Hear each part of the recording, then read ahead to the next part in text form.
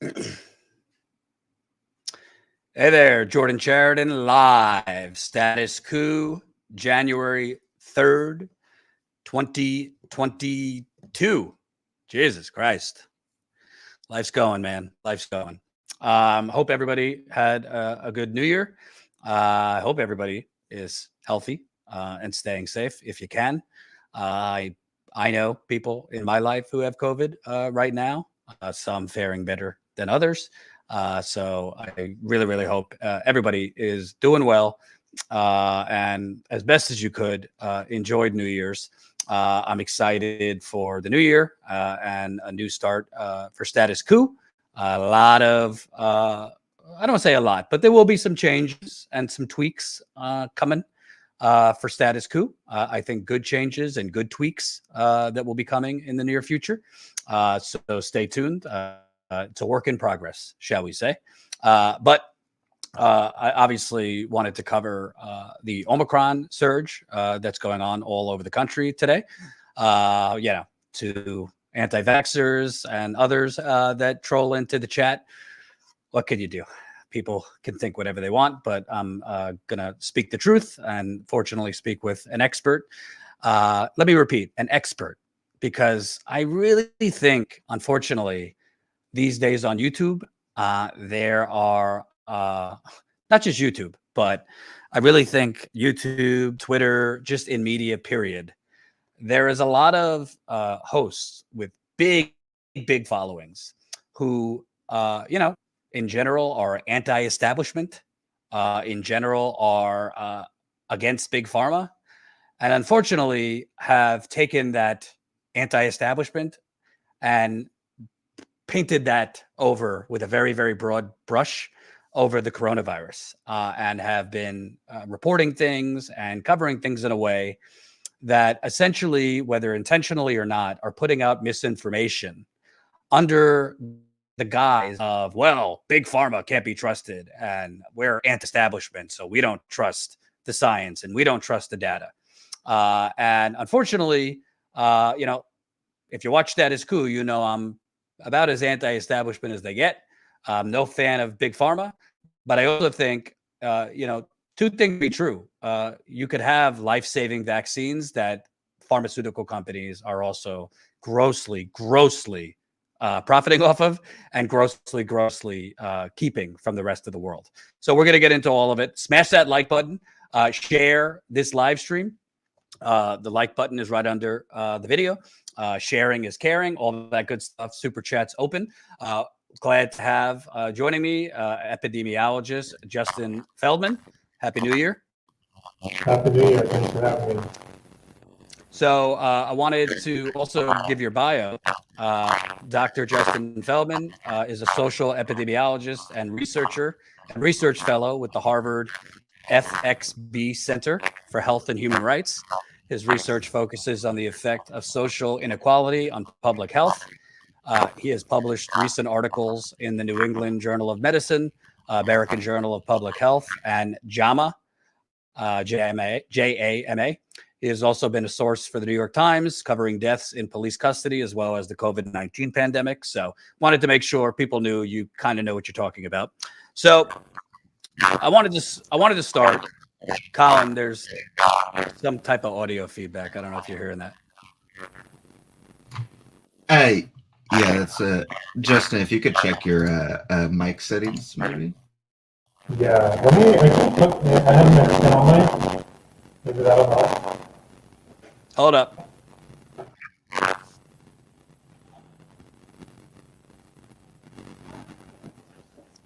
Working on it.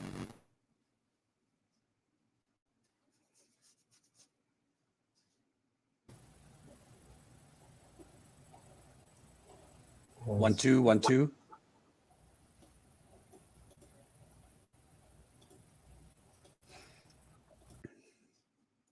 Can you hear me now? Yeah, much better. That sounds okay? I can hear you. Great. Cool. So I wanted to start because I've been hearing, and I'm not somebody who wants to unnecessarily, dramatize things. by all accounts, the Omicron variant is quote unquote milder in terms of death. That could be for a lot of reasons, which we'll get into, I'm sure. Partly because, more people are vaccinated, and partly because, from what I've read, it doesn't go as deep into the lungs as previous variants. So that's good news. We should start with that it is obviously good news that less people are dying. Can you kind of touch on why less people are dying from the Omicron variant compared to Delta and the original strain? Yeah. So this is a little complicated because I think something that's going to be a theme here is thinking about risks to individuals and risks to populations or societies or countries. So like they're not necessarily the same thing. If someone forced me to choose between getting infected with Delta and getting infected with Omicron, I would definitely pick Omicron because all the evidence shows that it's less likely to land you in the hospital, it's less likely to kill you. However, so many people are getting infected, in case you haven't noticed, some parts of the country worse than others, that it's really overwhelming hospitals, causing businesses to close, canceling flights. People are being pushed to go to work while infectious, potentially. And hospitalization rates are going way up. I've been following the data in New York City, and there's been a 500% increase in hospitalizations in New York City over the last month. We're at the highest level of hospitalization since May 2020. And New York City is big. It's a destination place for medical treatment. So it's not overloading yet. But a lot of other parts of the country right now, in many states, they're having to ration care. So even though getting sick on an individual level is less bad, it's causing a lot of harm. And there's also a couple other issues. One is one of the key monoclonal antibodies. 2 of the 3 no longer work for Omicron. So there's a shortage of one of the key treatments. They have to ramp up production. And we're also very, very close to another treatment, an antiviral, that's just been made newly available. It's not being widely distributed yet. So we're really at a bad place. If we could really slow this down and make sure hospitals didn't collapse and make sure these treatments became available, we would be in a much stronger position and get more people boosters and vaccinated. I want to touch on the hospitalization part because I've been hearing quite a lot about hospitalizations aren't as bad. You hear that a lot in the media. I've heard that a lot from this guy, Dr. Scott Gottlieb, that, fortunately hospitalizations aren't as bad. But I don't know. Everything I'm seeing, unless people are inventing charts, is hospitalizations are really, really bad. Not just the charts I'm seeing, but just like looking on Reddit and hearing from nurses talking about, patients are lined up in the waiting rooms on gurneys. We're having to shut down multiple floors. Colin, if you could show the first tweet, this is from Dr. Eric Feigl Ding. There is no universe where you could argue that a huge 50% spike in COVID hospitalizations nationwide in just 5 days in a country of 330 million people can be ignored. And with holiday reporting delays, it will only get worse. Brace yourselves, protect your families. And I mean, the chart he's showing clearly shows a pretty damn big increase. So can you kind of touch on what is fact versus fiction? Because you're hearing, I'm hearing on CNN and other places that hospitalizations, there's a delinking between cases and hospitalizations, but New York City, elsewhere, we're seeing in the UK, which is one of us in terms of the Omicron surge, massive increases. So why is the media saying hospitalizations aren't as bad, but charts are saying otherwise? Yeah, this has been infuriating. The last 2 days in the New York Times, there have been articles claiming cases are going up, but there's been no significant rise in hospitalization. Actually, cyberbullied on Twitter, some of these New York Times reporters, and they changed the name. They changed one word in their article, I think because of me. They changed it from not significantly increasing to not proportionately increasing, whatever that means. So yeah, it's true that cases are increasing much faster than hospitalizations.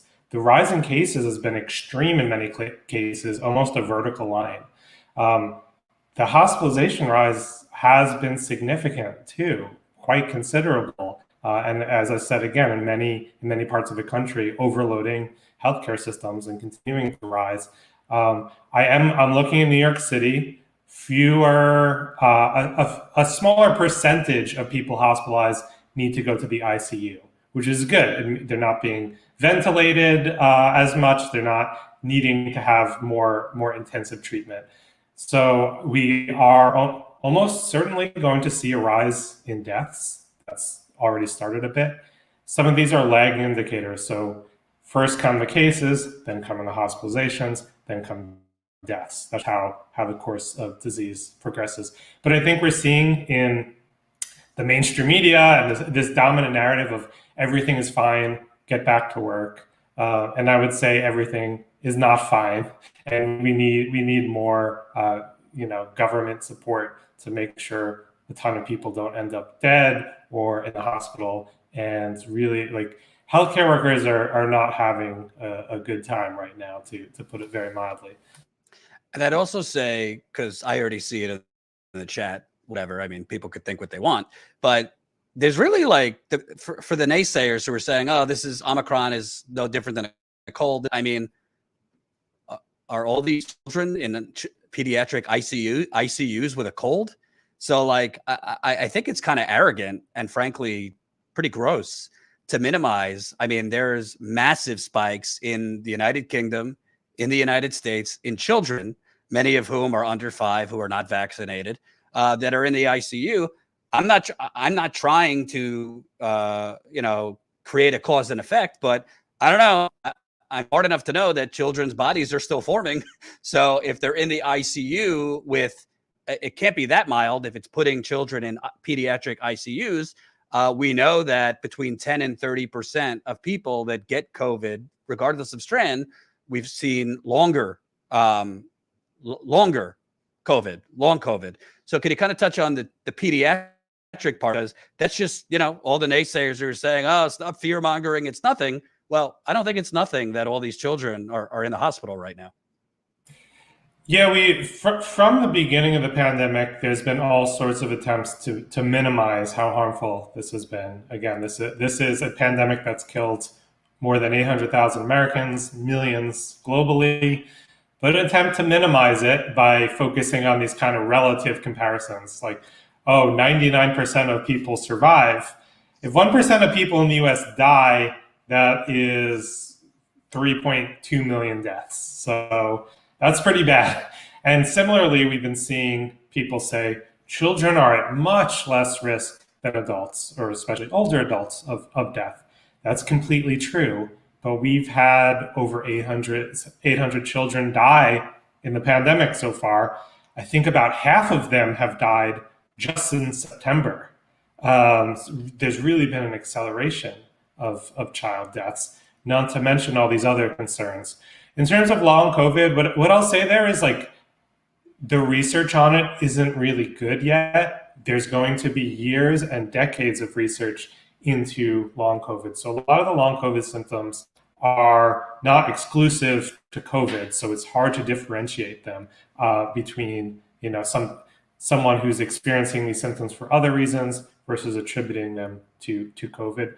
But certainly, we are seeing some evidence that's concerning, and I don't think we want to conduct this experiment where we allow everyone to get infected and just assume that everyone's going to be okay.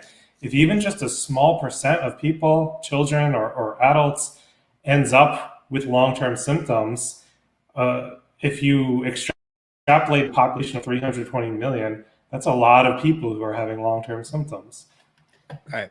And I also think there's another element, because I even see it in the chat with one person, and a lot of people have really, for whatever their reason is, I'm not questioning people's motives who are minimizing, but they've only looked at death. Well, if people aren't dying, then it's time to move on.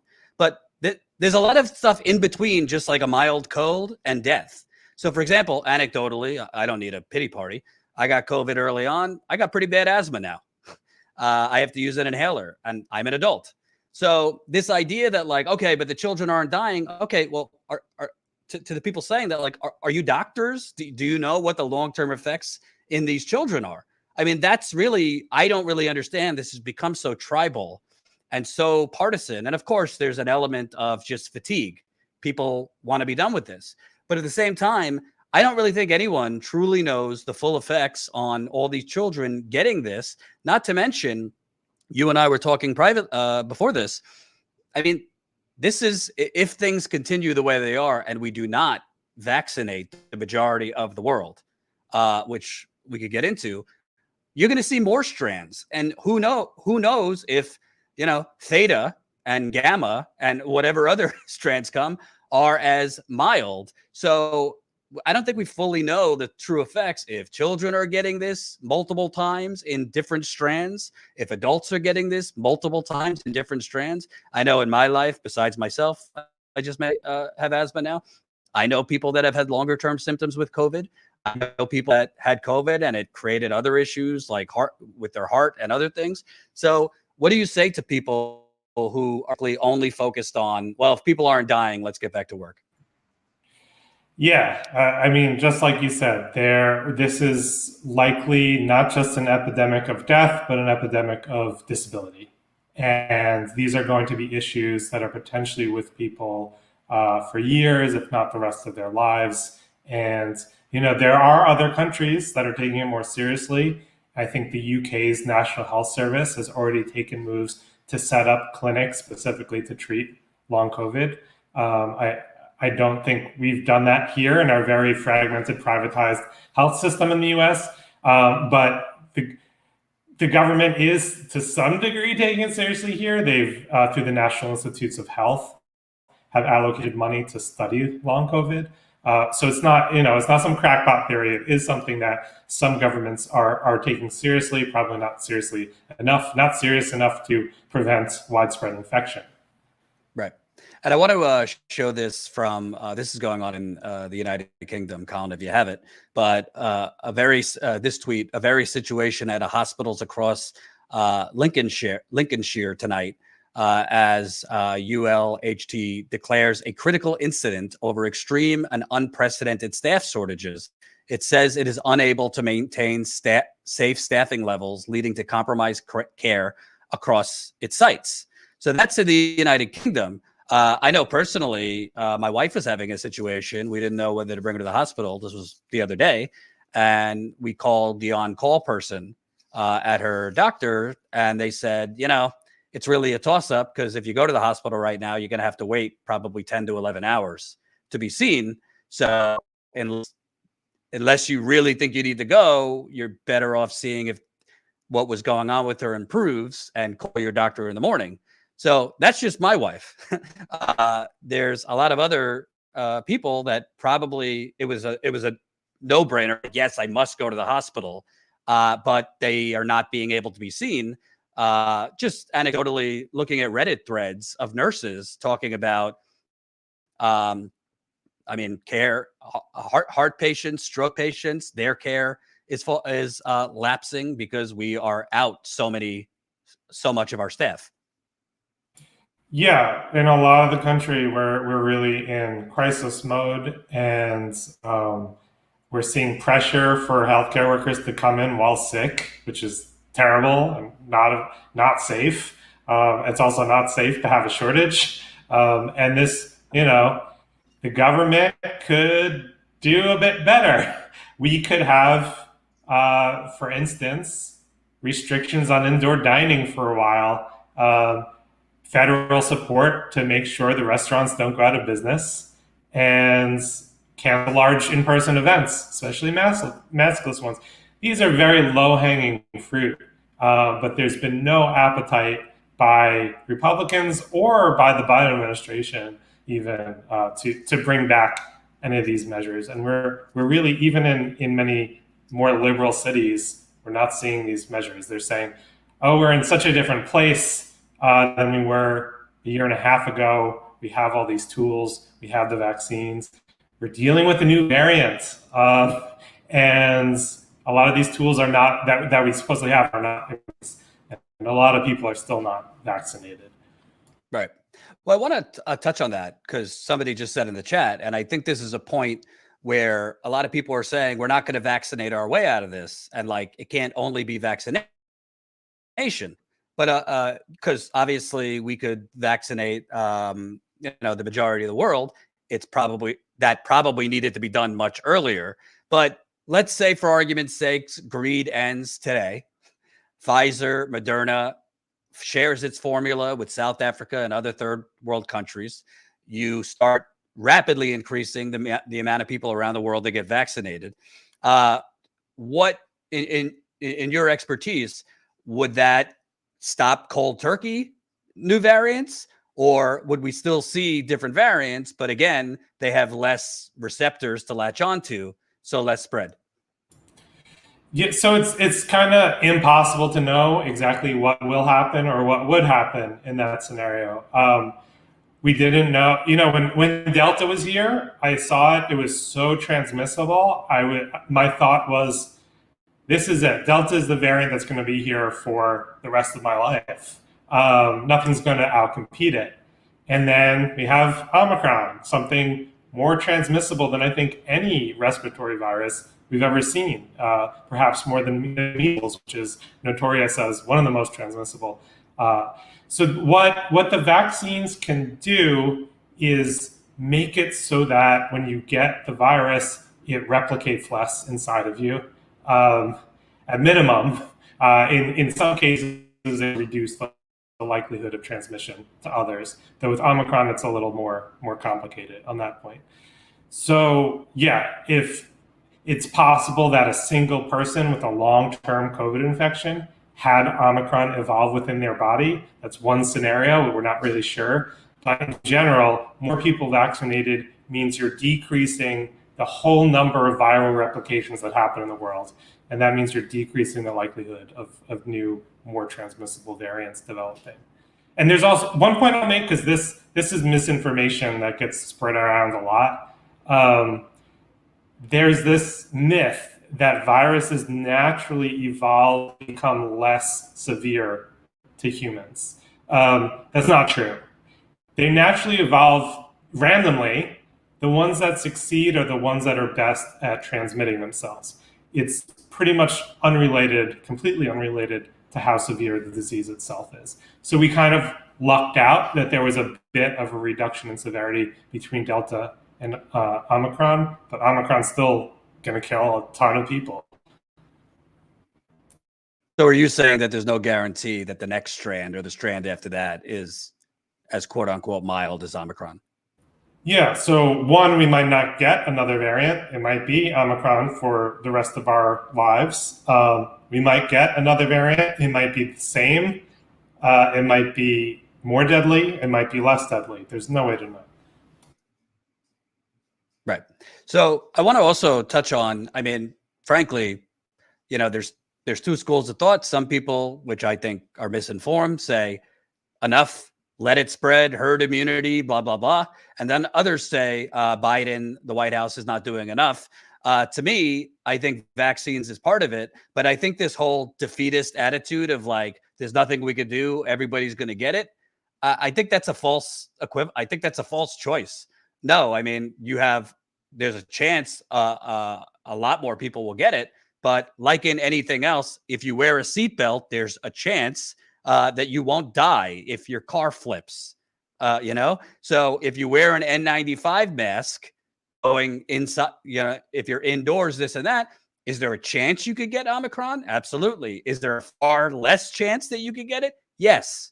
And that's just the data and the science. So what do you say to these people who say, enough, this is like the common cold, everybody's going to get it, we need to reopen things, blah, blah, blah, blah. What do you say to that mindset, which is really being pushed by a lot of people, that this is no more than a cold and enough? Yeah, I mean, last I checked, a cold didn't overwhelm hospitals, and a cold didn't kill 800,000 people in the U.S. So that comparison. I hear it too, but it's ridiculous. But this idea, let's say these people are saying everyone's going to get it, we might as well let it rip. Let's say they're right that everyone's going to get it. I don't think they're right, but let's say they're right. I would much rather get COVID 3 months from now than today.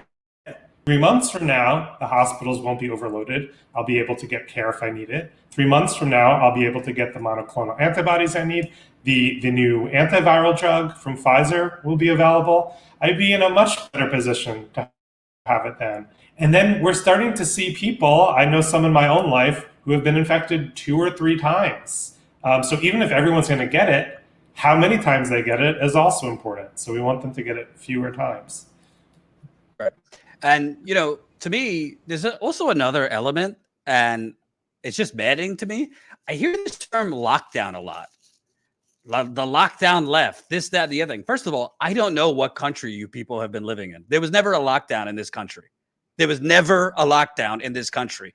I lived in New York City at the beginning of this pandemic, okay? People were on the subways, people were on the buses, people were in Central Park, even during a lockdown. So there's actually, Italy and the United Kingdom and others, they actually had a real lockdown where you could not leave your home. You could not leave your apartment. You could only leave at, smaller intervals. I think it was to get food. So I don't really know what people are talking about. I hear this from Max Blumenthal and others, the lockdown left. There was never an actual full-scale lockdown in this country. So people need to stop pushing nonsense. I was in New York City. There were people out. There were people on the subway, on the buses.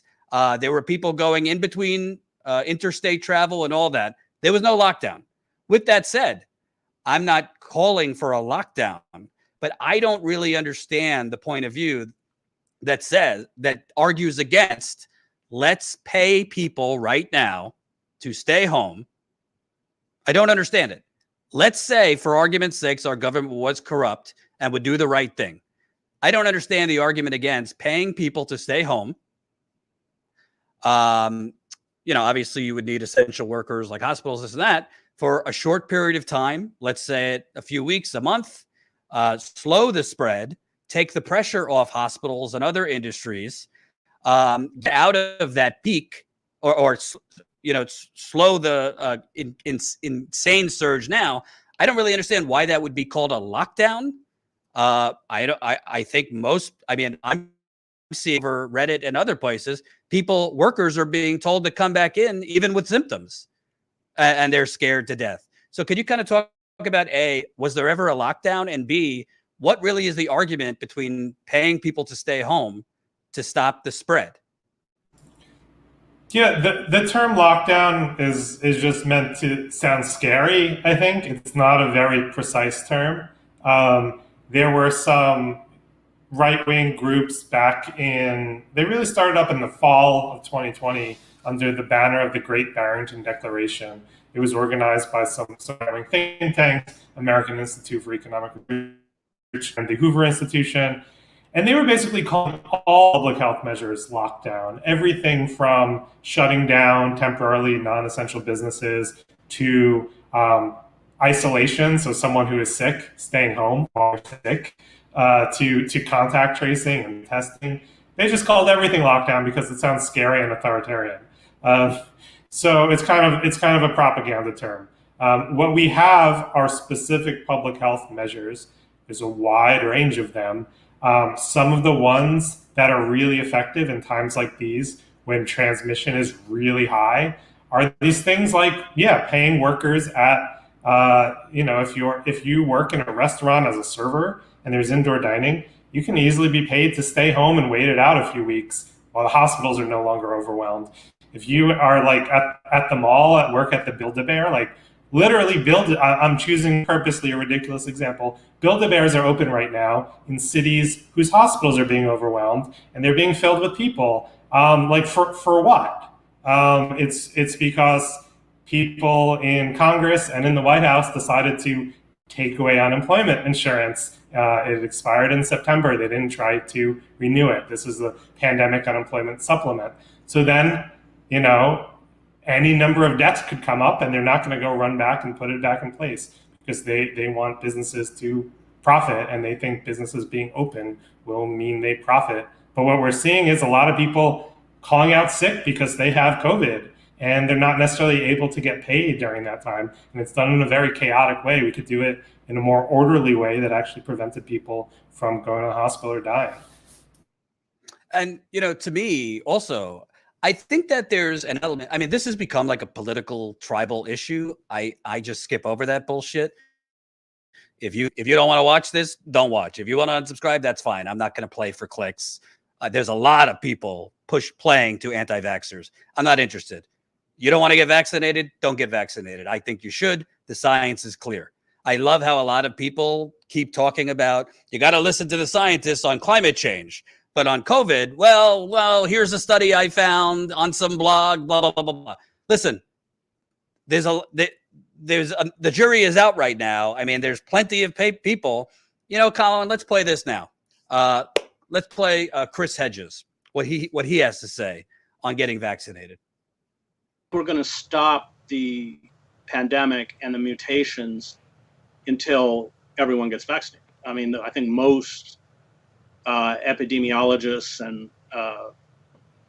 World Health officials, this is part of the whole battle with Moderna, that by not sharing the patent with countries like South Africa, which have said, just give us the formula, we'll make it ourselves, but they won't do it because it's all about money. And the problem with that is that then we're just going to get mutated. If everybody is not able to get vaccinated and doesn't have access to vaccine, then we will just get mutation after mutation after mutation, and this thing isn't going to go away. So I actually share some of the concerns with anti-vaxxers. I don't trust Moderna or Pfizer or any of these companies myself. Same. I got vaccinated and my kids are vaccinated because the consequences of allowing this pandemic to just roll forward. And let's not just talk about the health consequences, which of course are catastrophic, but the political, the social, the economic consequences are very dire. So I wanted to play that clip, not because Chris Hedges is like a scientific expert, but I wanted to play that clip because, you know, there's so many people that, again, for some reason, this has become so political. I think I know why, but they're basically just looking at it like you're either all in or all out. You're either all, you know, totally against vaccines or, totally for them, or you're totally for this, you're totally for that. But the reality is, being anti-vax at this point because of big pharma and you don't trust big pharma. Well, do people say that about diabetics who take life-saving insulin? Do they question the science on life-saving insulin because big pharma is gross and is price gouging that insulin? Do they question, say, well, we don't know if you should take that insulin because this company is, marking it up by 300%, this and that? No, big pharma is profiting. Big pharma is, in my view, immorally keeping the formula from other countries. But also the reality for big pharma or any corporation to profit immorally or not, the product kind of has to work. So this notion that, oh, don't trust it because it's big pharma, this and that. Well, then start the campaign to tell people not to take life-saving insulin for diabetics. So they're two separate, in my view, they're two separate topics, two separate discussions. One is we have a gross healthcare system. We have a pharmaceutical industry that has bought off the politicians. That's why Biden's not fighting Moderna or Pfizer to share this formula. To the people saying these countries don't want the vaccine, that's the dumbest fucking thing I've ever heard. You don't know what you're talking about. They desperately want the formula. If you actually don't read dim-witted blogs or listen to idiots on YouTube, these third world countries do want the vaccine. Now, as we already talked about, Dr. Feldman, it's not going to completely eradicate COVID, but in general, the more people you could get vaccinated, the less chance for replication, like you said. So can you just touch on this idea, which I think is misinformation, that because big pharma is pushing these things, we shouldn't trust it? Yeah, I think it helps for me to explain how drug development works, including vaccine development. In the U.S., we have a system of publicly funded science. The National Institutes of Health spends billions of dollars a year on research that the government does or that universities do through government grants. And only in the last stages does big pharma come in. Most of the work has already been done, and only do they put the finishing touches on it. And that's the case with these mRNA vaccines, for instance. So mRNA technology for vaccines has been developed over a period of decades through government-funded science. And in the case of the Moderna vaccine, they were closely involved, the NIH, even in the last stages. So you have this form of privatization where they take these public goods, this public intellectual property, and they turn it into private intellectual property, and they hoard it. They didn't do all the work, but they do get all the profit, and that is unjust. Right. And there's also another element. I don't want to get too far into politics because obviously you're an expert medical person, but this is something not discussed either. Why do you think it is that we have on N95 masks in the beginning days, on PPE, on all these things? Well, maybe we should discuss the fact that Joe Biden and others rubber stamped all our manufacturing to be sent to China and Mexico and other countries 20 years ago. It's in part why Trump won, because of NAFTA and things like that. We don't have mass manufacturing capacity in these countries for very simple things like masks and this and that. Is it better than it was in March 2020? Yes.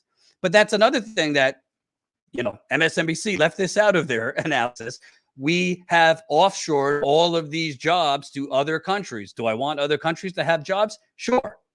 But at the end of the day, big pharma is at the driver's seat. But that's a different topic and something that should be discussed. I'm for Medicare for all. I'm for nationalizing healthcare.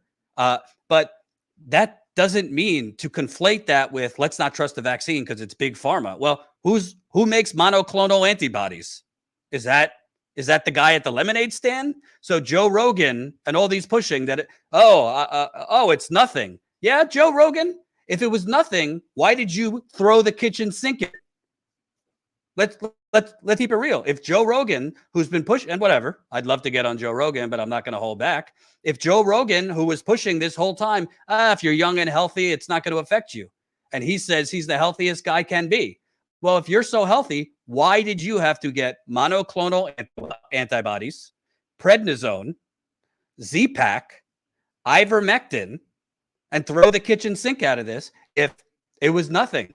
And you just being healthy would have been totally fine. By the way, go ask the people in my audience right now if they could afford monoclonal antibodies, thousands of dollars a pop, prednisone, Z-Pak, ivermectin all at once. So I don't know if that question, but I keep hearing Joe Rogan and others push that if you're young, healthy, whatever. He did this video basically calling out overweight people, which is the majority of the country. But in reality, I think he knew that by his actions, just being healthy or younger does not save you if you're unvaccinated. Yeah, for sure. I mean, definitely younger people have lower risk, but a lot of young people have died. That's the whole thing. Like when you take a small risk and spread it out over a gigantic population, a lot of people are going to die. A lot of people are going to be hospitalized. A lot of people are going to be disabled.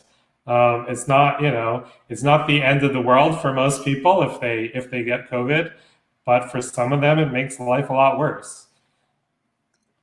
So I just brought that up because honestly, to me, you have a lot of people that I don't know, under like their everyman kind of, let's just Rogan, for example, are putting out things that maybe I'm sure they're not thinking to themselves, let me put out stuff that might kill people.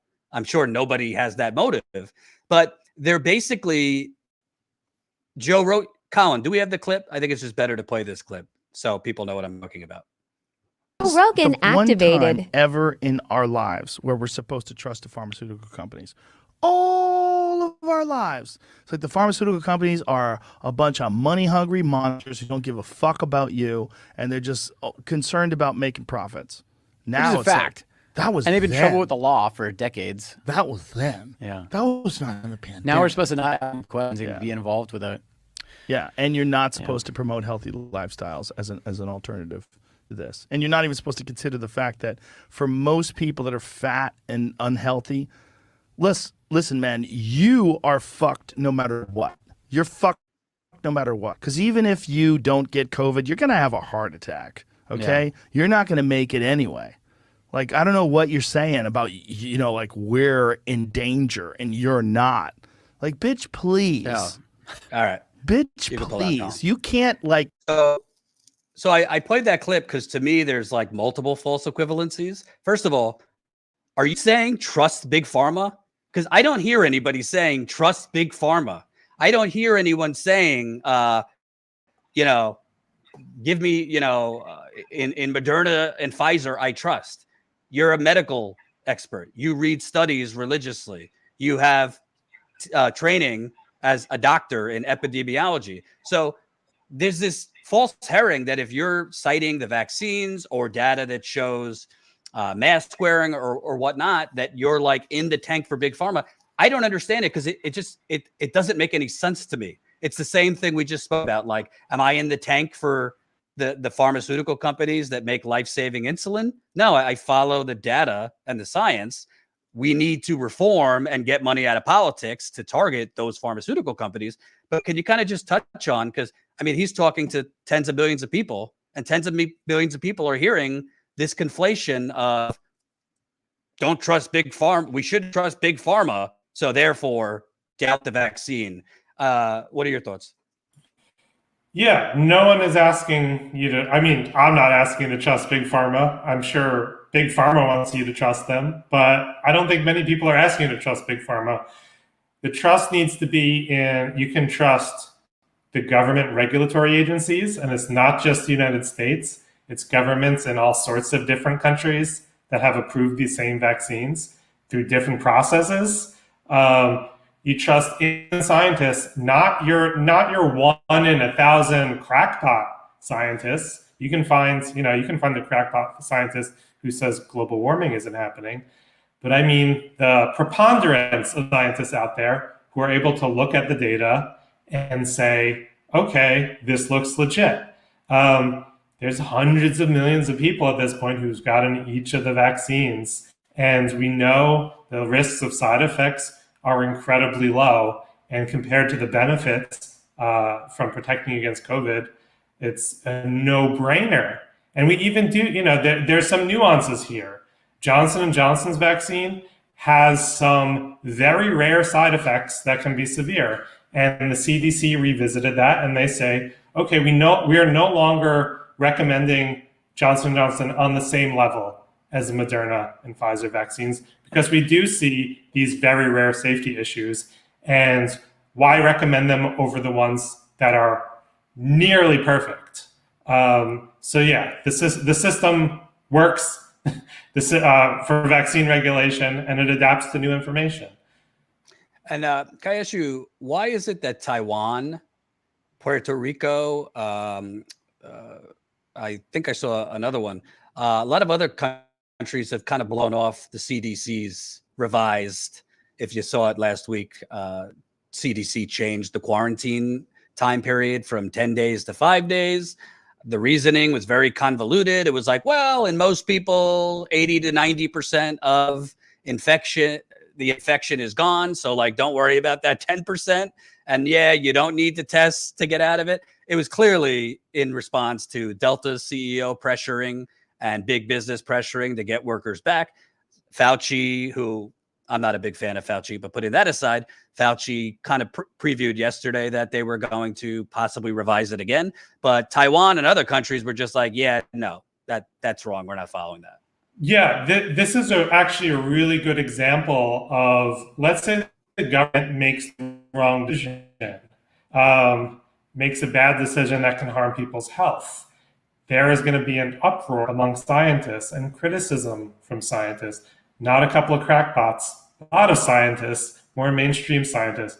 We don't see that happening with the vaccine. We did see it happen with this reckless decision that didn't really come from CDC. I'm pretty sure it came from the White House COVID task force, which is run by Jeff Zients, who is not a public health expert. He is a incredibly rich finance and management consultant guy. And yeah, that was nakedly, they were even telling us that it was about having businesses stay open while all their workers got, or many of their workers got infected. There was a really, really good kind of clapback from the UK equivalent of CDC, where they put on their own blog, official government blog, people have been asking us to cut down the isolation time to 5 days like the US did. Well, we modeled it and we found as many as 30% of workers might still be infectious if they came back after 5 days. So we're not going to do that. Meanwhile, CDC couldn't produce any science to justify the decision. And yeah, I think we are going to imminently see some level of a reversal. Maybe they'll at least require a negative antigen test before going back. Can we just be real for a second? Yes, they did it because of big business pressure. The reason that they probably didn't have the test out as part of it is because nobody could get a goddamn test. It's the same thing as in the beginning of this pandemic when Fauci and others were like, no, you don't need a mask. And then they came out after and said, well, we kind of said that because we didn't have enough masks, so we didn't want people going out and buying masks in bulk. So where hospital workers and medical professionals wouldn't have enough masks. So it's like, you know, common sense would indicate the reason you've said you don't need a test to come out of it is because we don't have enough tests, which a Vanity Fair story came out recently. The Biden administration was offered in October of the year a way to rapidly increase antigen rapid tests at home, and they turned it down. Yeah, that's exactly right. That I do think that played a big role in the decision not to require tests. And since Biden got into office, he has really dropped the ball on many of these things. We don't have the rapid tests we need. We don't have the higher quality masks even being recommended to us. CDC still, their default recommendation is a cloth mask, which is much less effective, let alone making them available to people. They really didn't try, beyond vaccination and beyond giving people extra unemployment and just the stimulus money, which all dried up in September. They didn't really do much in terms of a public health response. They kind of just wanted this all to go away so we can get back to roaring of capitalism. And now we're in this situation. And let me ask you, like, as we wind down, because I think there's a lot of people who, in my view, wrongly believe that people like you or people like me want this thing to go on forever. And like, for some reason, we're addicted to panicking people and this, that, and the other thing. A, I assume that's not the case. You don't want this to go on forever. But B, for people that are watching this now and are of the belief, enough, this is just a cold at this point, we need to move on. Can you point to specific things that we need to slow down the spread? Specific reasons, maybe not having nothing to do with how many people are dying, but specific reasons why, if we let this go unabated and we just say to hell with it, everyone's going to get it, which we've already discussed is not necessarily the case. What are the specific reasons why we should not just allow everybody to get it and reopen the concerts, pack restaurants, pack bars, all that stuff? What are the specific things people need to reconsider? Yeah, so personally, I definitely don't want this to go on forever. I live alone, and it's not really that much fun. You know, I'm watching Omicron and hoping transmission levels go way down, so I'm more comfortable going indoors in public places with other people. Yeah, it's not been great. I was happy that transmission went down for a bit over last summer. It's kind of like sometimes there's weather and you have to avoid it, and sometimes the weather's better.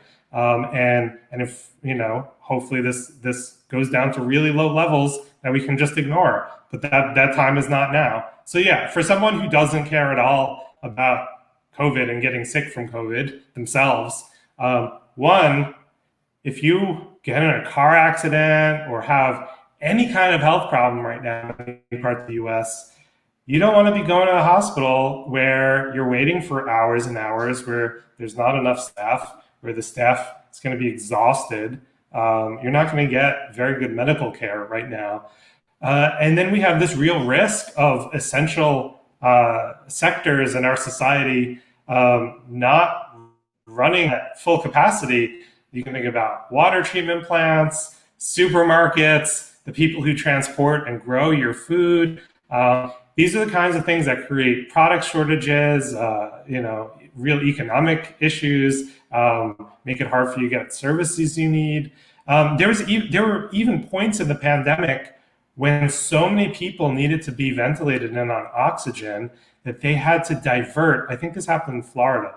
They had to divert oxygen that was being used to purify water in the public water supply to use it for hospitals. So people were advised to boil their water for a while. So yeah, this thing, even if you don't care about COVID, COVID's going to affect your life. Even if you don't get sick from COVID, it's going to affect your life if we allow it to just run wild. Right. And my last question. So this hasn't really been discussed much, but I also think we don't really know how prevalent Delta still is in the United States. So Delta, kind of like other strands, hit different parts of the country at different times. So right now, Omicron, for example, is very prevalent in the Northeast, New York, New Jersey, Connecticut, and so on and so on. It is all over the country, but some parts don't have it as huge. They're still having remnants of Delta. So can you kind of talk about, is it possible that, hopefully we don't have any future strands or anything like that, but how much of what's going on right now is Delta versus Omicron? And is it possible that if in the fall or later in the year, other strands come, that we could still have Omicron in other parts of the country? Yeah, in the US in particular, compared to some other countries, we don't have a very good system of gene sequencing for COVID. So some other countries are able to keep really good tabs on which variants are spreading when and where. What we have in the US is just some commercial laboratories participate in these surveillance networks, and they're not particularly good. So there was a revised estimate by CDC. A few weeks ago, they had said virtually all COVID in circulation was Omicron. Then they said, wait a second, we did some reanalysis. It's a bit less. It's maybe a little over half. So I think the hallmark of Omicron is the case. If you look at how the cases move over time, basically like goes up as a straight line. That's how you know it's Omicron without even needing to look at the genetic sequencing. And we're not, you're right. We're not there in a lot of the country. I do think, we're seeing in country after country, Omicron fully takes over Delta, and then you no longer have Delta. That we are on track for that to happen. Will there be another variant that competes with this months or years from now? We have no way of knowing. It's possible, and like I think we talked about before, we don't know how severe that would be. It could be the same, worse, or better. Thanks so much for taking the time. We'll stay in touch. Thanks for having me. Take care. Absolutely. That was Dr. Feldman, who's an epidemiologist, does work with Harvard. Don't go anywhere, because I've got a little bit more to say. And smash that like button. I will read the super chats at the end. So definitely keep those super chats coming. I've really tried to avoid getting in like interpersonal fights with people over this, because honestly, at this point, COVID is tribal, like everything else. People have chosen their tribes, and people are getting their information from wherever they're getting it from. I'm not a medical expert, so I'm trying to talk to medical experts. You should not get COVID advice from me. Frankly, you should not get COVID advice from Joe Rogan or Mac Blumenthal, Jimmy Dore. I don't, not that they're saying take advice from me, but, to me, I really think it's kind of dangerous at this point how tribal this has become and how people are so fixed in their positions. They're not even open to like new arguments. I've actually read studies like that people have cited that are against taking the vaccine. I've actually read the Great Barrington Declaration that a lot of people have been pushing, which says let's protect older people and immunocompromised people and let it spread to everybody else. So I've actually looked into different arguments, this and that. But I also think it's kind of dangerous when people, generally speaking, are getting their ideas or information from YouTube hosts or massive or big podcasts, or maybe they watch a YouTube show who has like an expert on, but that expert, the preponderance of other experts, kind of pours cold water on what they're saying. I think there's also a lot of people who are just saying it's like climate change. The mentality has become, oh, well, let's debate it. If let's have a debate. If there's other views on it. No, you don't just have a debate just because somebody else throws out other information. You have to vet information, which I'm taking the time to do. So like, I want to, frankly, I'm probably harming myself because it would be huge for Status Coup if I could get on Joe Rogan. But I want to play this Joe Rogan clip one more time, not as a hot take and not to go viral, but because I think this is a perfect demonstration of what I'm talking about. And again, not because I think that Joe Rogan is intentionally trying to spread misinformation, not because I think people like Joe Rogan are advertising themselves as doctors or medical experts, but he's not stupid. He knows what he's saying, how he's saying it has an impact. He knows that millions of people that are listening to him find him very credible and might take their ideas or might, make their decisions on whether it be vaccinations or other things based on what he's saying. So I think people need to really take a step back. Not that you don't have to watch Joe Rogan or anything. I'm not advocating to cancel anyone, this and that, but really take a step back and really listen to what people are saying and think about it. What expertise does this person have to say this? And no, the argument, well, Big Pharma and their expertise, they're bought off. Just because we live in the United Corporations of America doesn't mean science and data shouldn't be trusted because evil people are profiting off of that science and data.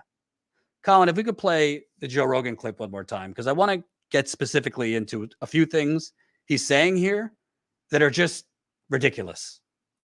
Joe Rogan activated. One time ever in our lives where we're supposed to trust the pharmaceutical companies. All of our lives. It's like the pharmaceutical companies are a bunch of money-hungry monsters who don't give a fuck about you, and they're just concerned about making profits. Now it's a fact. That was and they've been in then. trouble with the law for decades. That was then. Yeah. That was not during the pandemic. Now we're supposed to not ask any questions and be involved with it. Yeah, and you're not supposed to promote healthy lifestyles as an All right. Can you pull that for a second? So that's my favorite, when people are like, oh, we're just asking questions. No. Joe Rogan was not asking questions. Early on, and I saw these clips, he was telling people, if you're young and healthy, don't worry about it. Well, I could tell you, I went to high school with someone who ran 10 miles a day. Okay? He died in 2 weeks from coronavirus. Let me repeat. I went to high school with someone that ran 10 miles a day. I don't know if he was a vegetarian or a vegan, but one of those. Didn't drink alcohol, and he died in 2 weeks from coronavirus. Now, is that the exception to the rule? Yeah. I mean, marathon runners are not dying in mass from coronavirus. But when Joe Rogan, who has no expertise in any of this, none, when he puts out this idea that, if you're young and healthy, you don't have to worry about this, because that's what he was saying in the beginning. He doesn't know what he's talking about. There's a lot of otherwise healthy young people in their 30s, 40s, who have died from coronavirus pre-vaccine in 2020 and in 2021. A lot of people in their 30s and 40s have died.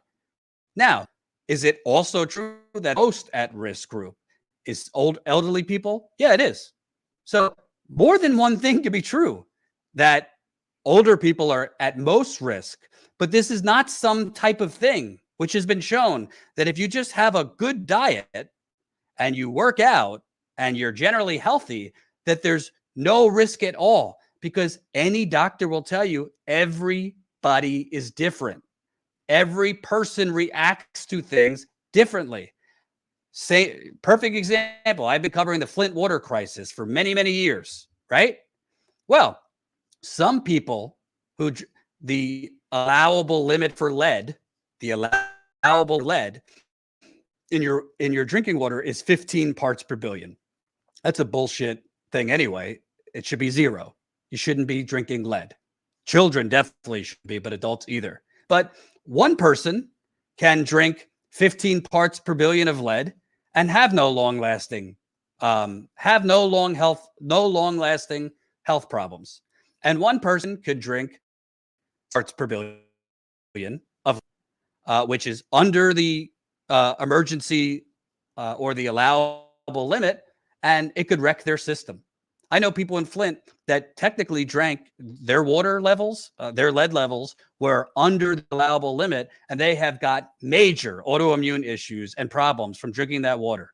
Okay. So this notion that, again, Joe Rogan, whatever, got a good podcast. He's a unique voice, knocking everything else he does. But why people would think that they should be getting information or they should be making decisions on what they do from somebody who has no expertise in anything, somebody who's putting out there that, yeah, if you're just young and healthy and not obese and this and that, don't worry about it. No, there's a lot of people that did not have pre-existing conditions, that did not have other health issues, that were generally in their 30s and 40s who died of this. And by the way, when he's talking about obesity in America, well, overwhelming majority of Americans are obese by the definition of obese. By the scale of how much you should weigh for your height, the overwhelming majority of people are obese. So should we just say, well, too bad? Secondly, when he's pushing this notion that, oh, we've been told all our lives how terrible Big Pharma is. This is the one time we should trust Big Pharma. He's creating something that no one is saying. No one is saying. No, let me repeat. No one is saying that you trust Big Pharma. As Dr. Feldman pointed out, the vaccines, for the most part, government funding, government scientists, the pharmaceuticals companies mostly come in on the back end and make gross profits. So I'm not hawking for Pfizer. Trust me, I don't make any money from Pfizer. I have no investments in Pfizer or Moderna. What I'm saying is this notion, which is just conflating two separate things of don't trust the vaccines because Big Pharma is getting off of it. You have to look at actual data and science.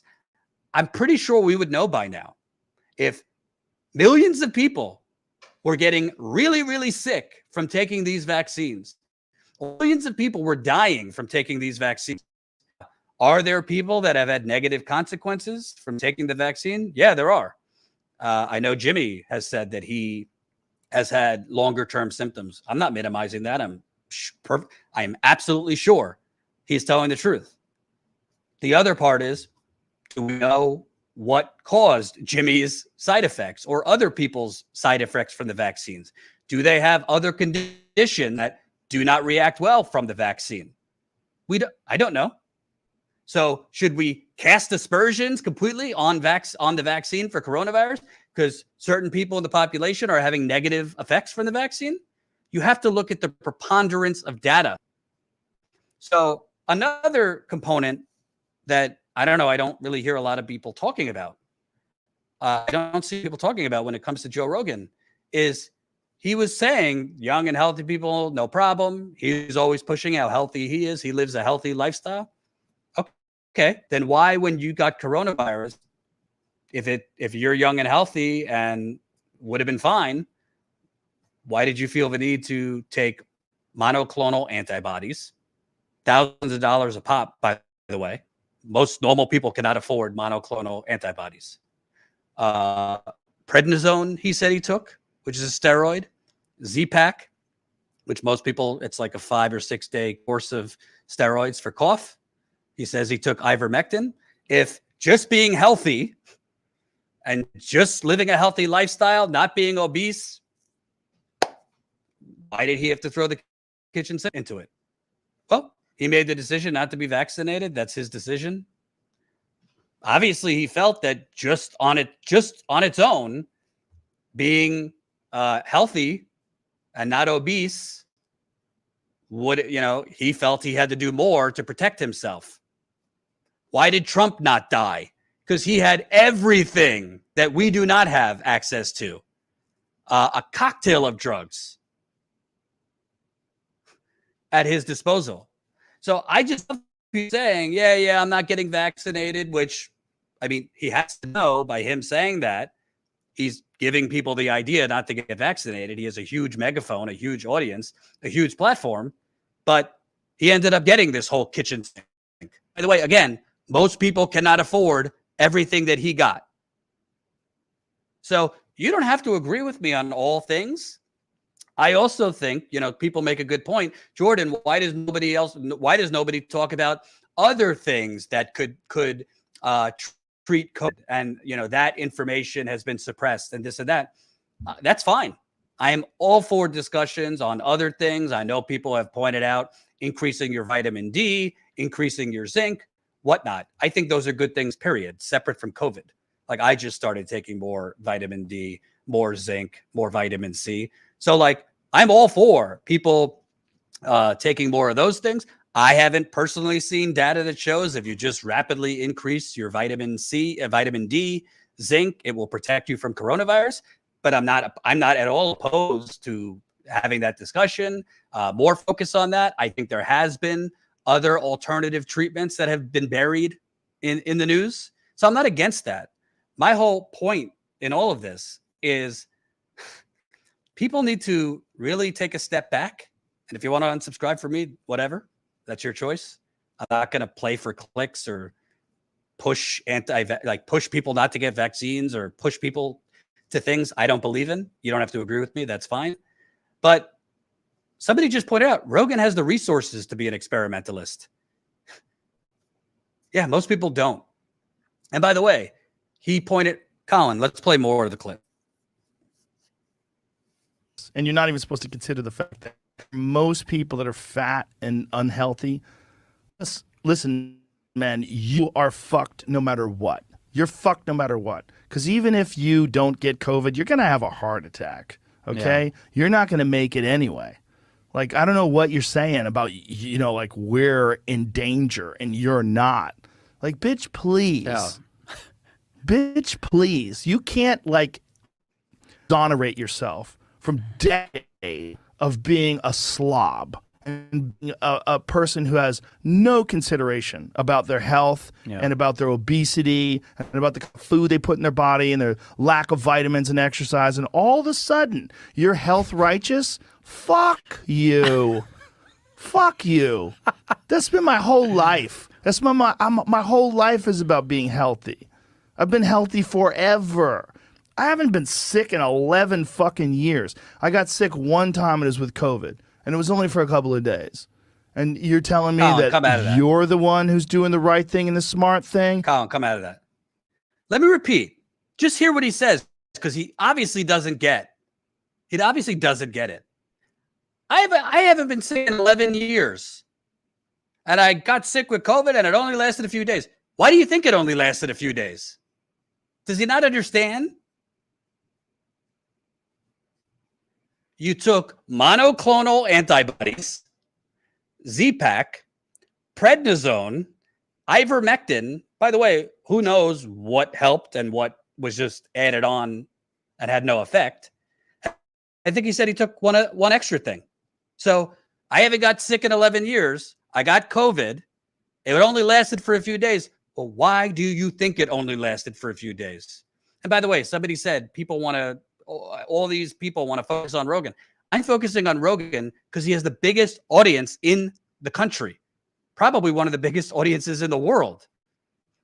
I'm not telling people not to watch him or listen to him, but I'm focusing on him because he has a huge megaphone and a huge platform. He impacts what his audience does, how they think about this, and the action they decide to take. So I'm not like, I don't have a fetish for Joe. I've never met him. I'd love to come on his show and talk about these things and other things. Why do you care what Joe used to treat his illness? Are you listening to what I'm saying? I care because what Joe says versus what he does is a contradiction. You can't push to people for a long time. Yeah, if you're young and healthy, don't worry about it. And nobody in this nobody talks about being healthy, which is a suggestion. If you're just healthy, you'll survive coronavirus. Well, again, his treatment matters because he threw the kitchen sink at it, mostly because obviously he wasn't confident that if he didn't take anything for it, that everything would go very rosy and he would just get over it. You don't throw the kitchen sink out of it. Monoclonal antibodies, Z-Pak, prednisone, and whatever else he was taking. If you think, I'm a generally young, healthy guy, so I'll just get over it. It'll just pass.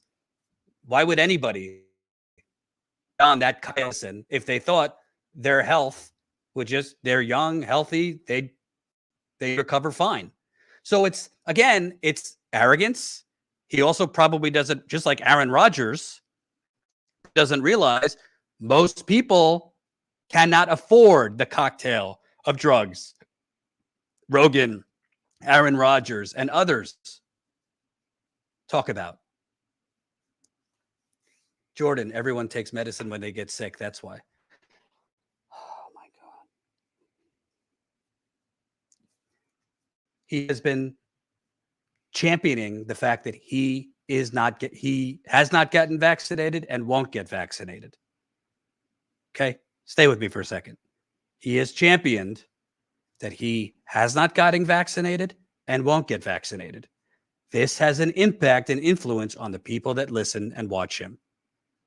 What I'm pointing out as, if other people don't get vaccinated because Joe Rogan is pushing, well, let's not trust big pharma and blah, blah, blah, blah, blah, and other people aren't getting vaccinated because Joe Rogan is basically, whether he's directly telling them not to or suggesting it through what he's saying, most other people do not have access to a cocktail of monoclonal antibodies, thousands of dollars a pop. Look it up.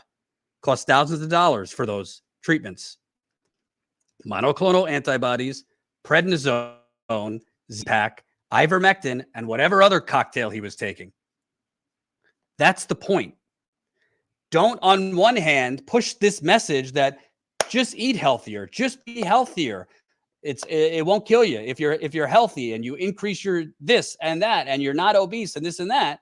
But then when you get it, you use very expensive treatment so that it doesn't get worse. Why did you use that treatment? Because you weren't vaccinated. So I just think, again, I don't know Joe Rogan. I'm sure he's not actually trying to misinform anybody. But when you have that big of a platform, you kind of have to choose your words carefully on a life or death virus. I am extremely happy Omicron, as far as deaths, is a lot less deadly.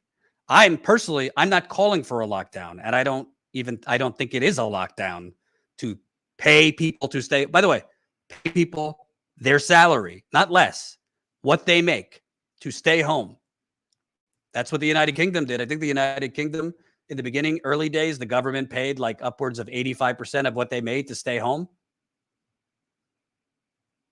So my whole point is, I think people really need to stop conflating much warranted distrust and hate of big pharma with science and data. Because the science and data, these vaccines have saved hundreds of millions of lives. Okay? There is not millions of people dying after they take this vaccine. There is not. There are not millions of people suffering long-term consequences from these vaccines. There's not. It is also not responsible to say, oh, if you're just young and healthy, you'll be fine. A lot of 30-year-olds, a lot of 40-year-olds have died of coronavirus who did not have major health problems. So I'm open. I'm completely open to other treatments. If you don't want to get vaccinated, that's your choice. I'm not putting a needle in you. I just ask people, take a step back, think about who you're listening to. It doesn't mean that their motives are impure, but people need to be a lot more careful. There's still outliers, Jordan.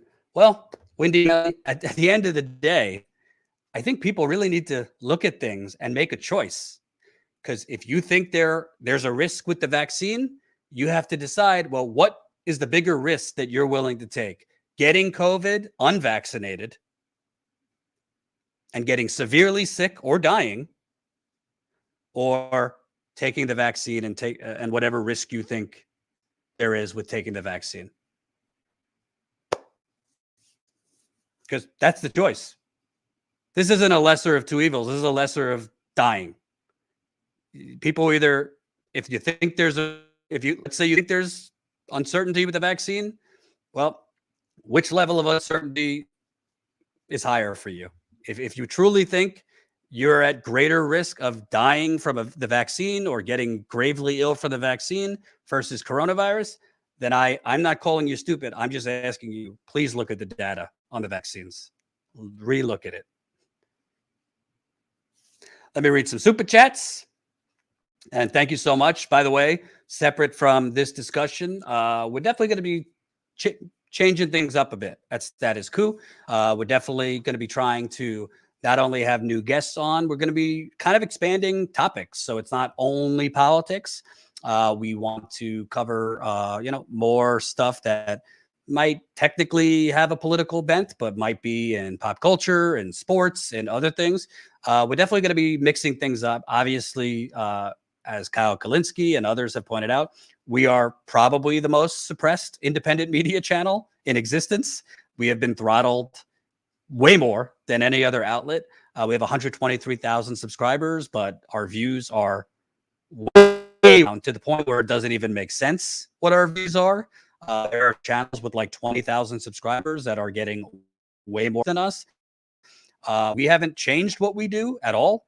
We still are one of the only outlets that do on-the-ground reporting. We're still the only outlets that do investigative reporting in the independent media space. Yet almost every month, we're getting more and more suppressed. So to try and combat that, we're going to change some things.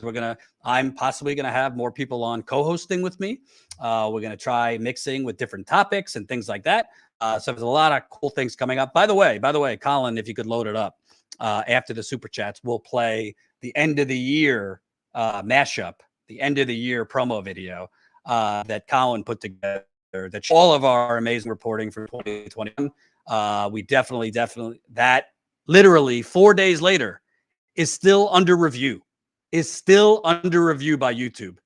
The end of the year 2021 video, meaning it is not monetized. YouTube still has reviewing it. And because it's not monetized, it has been more and more suppressed. A great video that Colin put together. So we'll play that in a little bit. Let me read some super chats. Das Bosch Flights, $4.99. Happy New Year. I hope you were able to recuperate during your days off. I tried. I still had to do some work, but I definitely tried. Thank you for the super chat. Venetia David, 10 pounds. Thank you. The Debate Me channel, $20. Donating because you are doing real journalism. You are not a doctor, so you consult with one to discuss medical issues that could result in death and harm. These other YouTube should follow your lead. Too much layman info spreading. I agree. Couldn't agree more. Thank you. Chet's mom, $10. I don't agree with mandates or the guests, but I will continue to be Status Coup annual member because Jordan's strike coverage is worth every penny. What a thought. People not agreeing on all things, but still supporting on real reporting. Thank you. Yeah, this trend like online where like, oh my God, if you don't feed me what I want to hear, and if you're not in complete agreement with me 200% of the time, I am unsubscribing and I'm canceling my membership. I mean, we shouldn't be in agreement on all things 24/7. That's not healthy dialogue. Thank you, Debate Me. And it's cool. You don't have to support everything I'm saying or every opinion. But I appreciate you seeing the bigger picture, which is the really important stories like strikes that we have been covering that no one else is covering.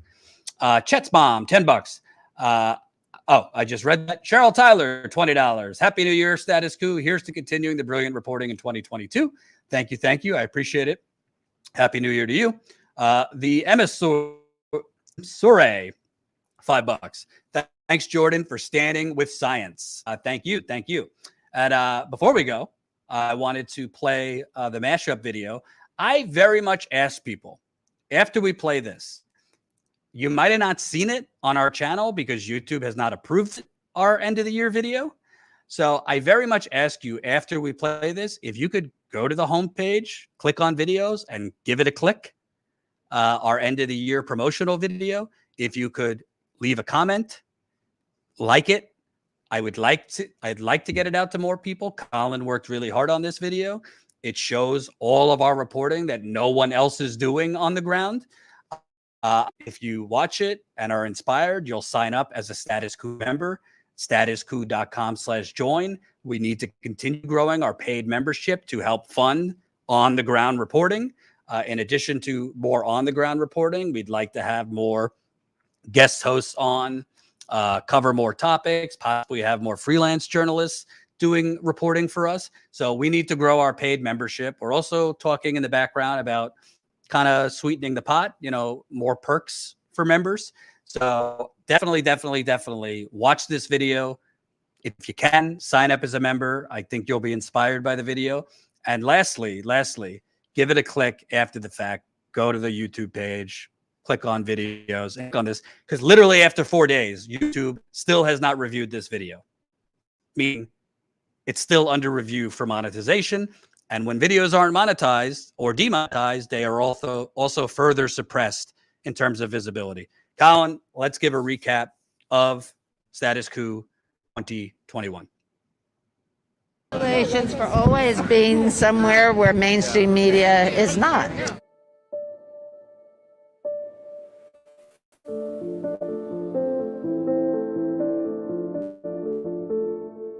I mean, it really has, to me, has been an economic Hunger Games that's being depicted by corporate media that happens to take admin companies like John Deere as the wealthiest country on earth, American dream, work hard. Can you kind of talk about the disconnect you felt in these conditions working at John Deere while you were getting less and less, but it's depicted much differently? Yeah, I mean, I think you said it all. Look, corporate media controls the narrative, and that's what's fed to people every day.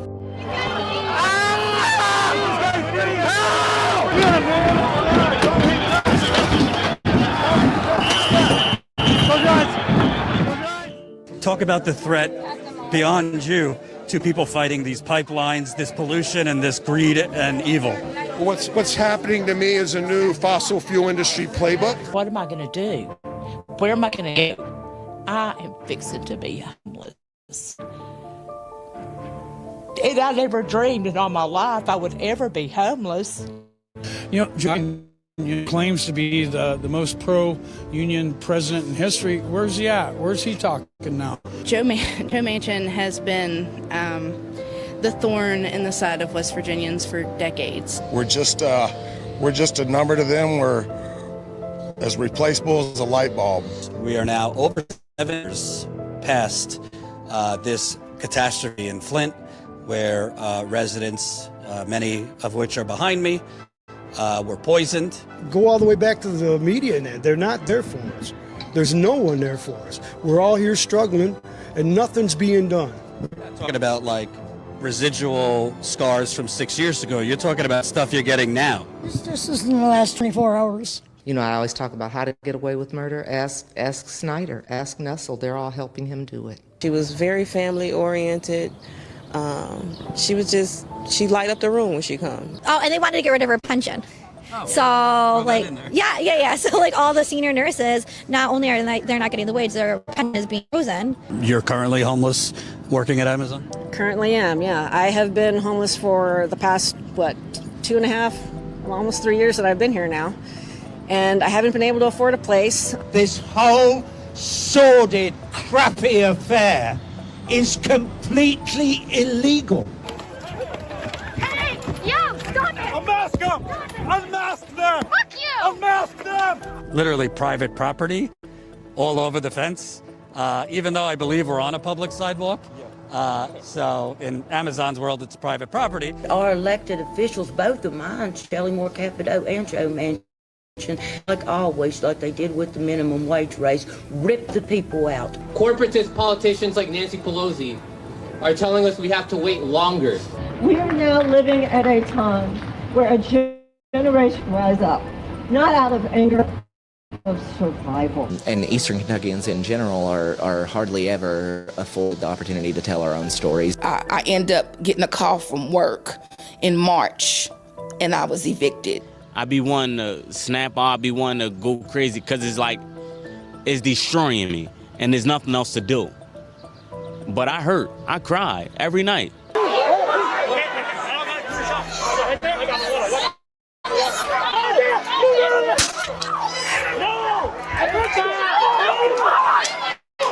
We're back to normal. Well, I'm going around and it seems like we're just back to the shitty normal that's only getting worse. If back to normal means we're back to being underpaid, it means we're back to work like dogs, it means that they're back to harassing homeless people, you can keep your normal. She did not say, okay, I'm going to go to be a doctor, and this is something that I'm just going to have to do. I'm going to have to come in here and do this. She did not. She signed up to be a night sorter at Amazon. She had no business COVID testing. Corporate media had us believing that we're just lucky to have a job. We're lucky. If you're still at a place that still offers insurance and you're not paying, lucky. Seconds. It's not minutes that your time off task starts. They track you down to the second. And the houses are pretty nice, pretty big over here, as opposed to the east side, which is fairly poor, less signs in general. But you can see vacant lots. Vacant lots. It's not that they don't like them. When they come up, it's like they're so busy and the way that they go about things is just like right to block the public from coming up.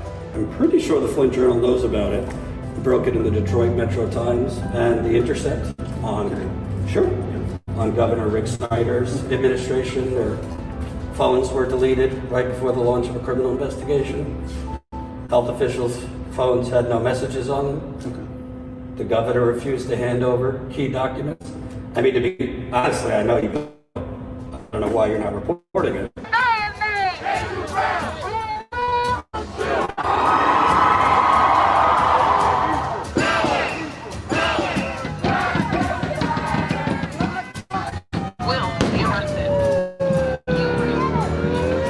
I will point out that all the officers here are white. Joe Biden, you said that if we get you into office, we elect you into office, you got our back. You said, black community, I got your back. I don't understand why they're here. I don't understand why they have to do all this because one of their people decided to kill somebody. Fucking kidding? Seriously? They can go home and okay, we're ready. Leave the area, guys. All right, everybody's gotta move. This is the perfect physical manifestation of why we need to defund the police. But the right thing to do, the morally just thing to do is to bring relief to people.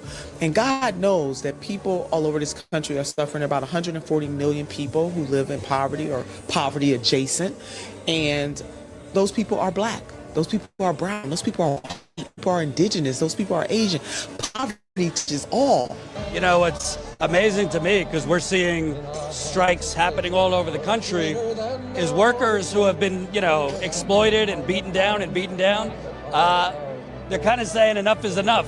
You know, I'm mad as hell and I'm not going to get it anymore. I think what we're seeing across the country is, even though some workers' wages are viewed as high, it's not really up with the cost of living. And then they look at the corporate side of things, where executives are making hundreds and hundreds of times what a line worker does.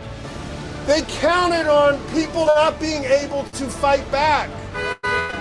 We figured out a way through grit and struggle and tenacity and the support of so many people. It seems to me there is some hope. I'm not saying this will overthrow the system tomorrow, but what do you think about, like, we're kind of finally saying, well, what else do we have to lose?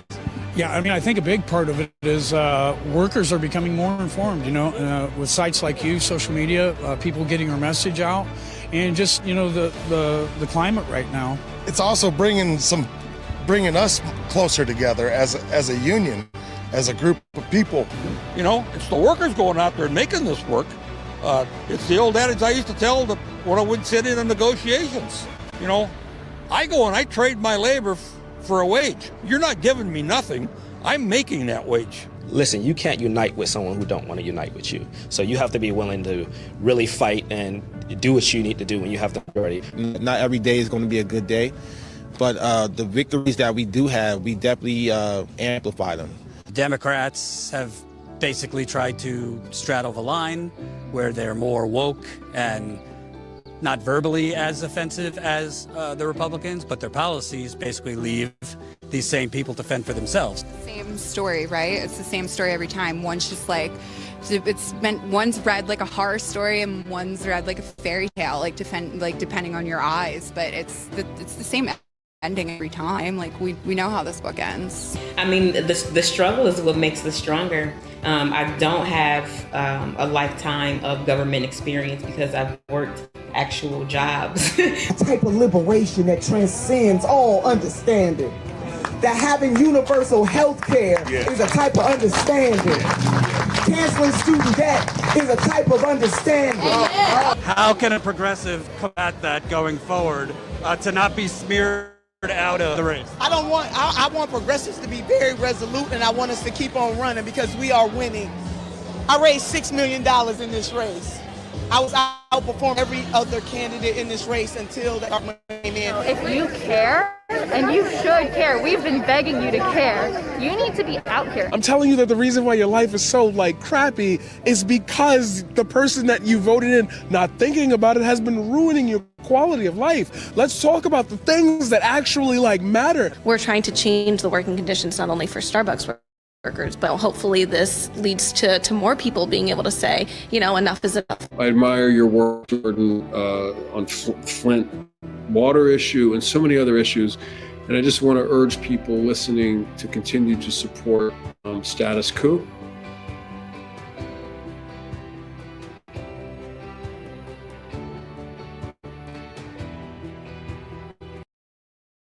Was just some of our reporting from 2021. Colin did a great job on that, putting that together. YouTube has, like others, hidden the video.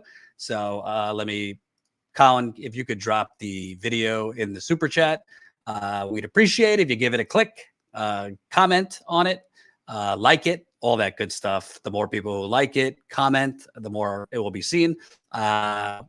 It's interesting that YouTube has taken 4 days to review that video. I wonder why they don't want it seen, our on-the-ground reporting. But most of all, if you value that reporting, is to sign up as a Status Coup member.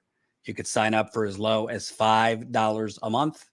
The more people who sign up as a Status Coup member, the more people that will see this the more people on the ground reporting we can do. So it's super, super important. This is not cheap to do this kind of reporting, and we want to do a lot more of it. So please, please, please, if you can, sign up. $5 a month. It helps us fund all of this on the ground reporting across the country. We'd like other reporters. We'd like to hire other roles, but we need more funding. Thank you for watching. I will see you back here tomorrow. Take care.